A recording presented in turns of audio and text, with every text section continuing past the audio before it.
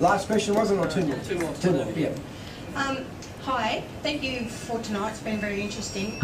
You've been a product of the capitalist society in the sense that you've made quite a lot of income regarding having people consume and give you income that way.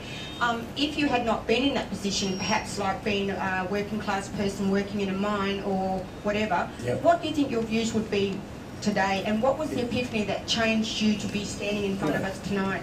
I hope my views would be the same, but no one would listen to me. If I remained a car radio installer, Dick Smith, the car radio installer, talks about the fact that we don't have a population policy. Who's going to take any notice of me? And I can tell you, in the last 20 years, there's been a very responsible group of people talking about population. They haven't had a huge impact, and that's very sad. It's very sad, and I think it's taken climate change to bring it to the attention of everyone. I think that's why it's going to be different. But I can say that I have benefited from the capitalistic system, and I'm very well off. But that's going to allow me, I'd love to say that I have a guilty conscience, but I don't. But it's going to allow me to do some worthwhile things by using my influence and by being just able to say it how it is, and having people like you who come along.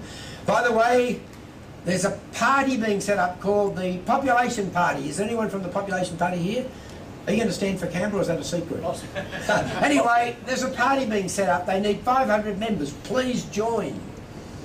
Because whereas I say it's most likely we'll get one of the major political parties to see sense, considering so many Australians are concerned, if they don't vote for the Population Party in the Senate, they could have the balance of the power. That's how we could get our study and get our population policy going. Thank you. One more question, wasn't it? Yeah.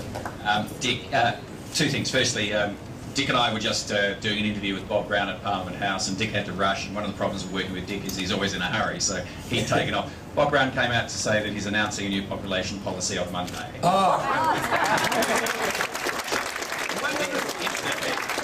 of the things I've been critical of the Greens is, why don't you have a population policy? Oh, there you are. Sorry. Second point is, because Dick's always in such a hurry, Dick, could you ask that question again and ask people to hold their hands up if they agree or disagree? You choose what you prefer to ask them. But if you, just before you finish off, if you could ask that again. And certainly. You have listened to my talk. Very definite. I said we absolutely have to have a population policy for Australia, and we need a study that tells us how many people. How many agree? Put up your hand. Is there anyone who disagrees? Oh, this is a democracy. Come on. There you are. I mean, it's obvious. What I find a little pity is that most people here are my age and older. I did an interview on a Brisbane radio station with young kids, and I could see they were concerned. And at the end of the interview, the announcer, Madonna King, the journalist, said to the kids, "What do you think of what Mr. Smith said? Do you agree?" And they said yes, they all did. So here you have the young people. If they're given the information, they are the ones who are going to be affected, and they're the ones who are going to make the conservative decisions that allow our world to go on for many, many generations. Thank you.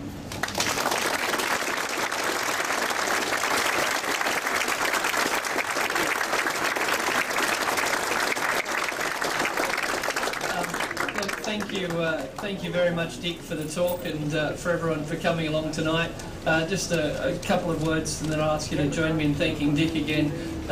How many people should we have in Australia? What is the right number? People ask this question all the time in terms of how do we define well-being, how do we define sustainability. When it comes to population, it seems as a very easy question to ask, and that is, if we can't handle what we've got, how can anyone suggest we need more? So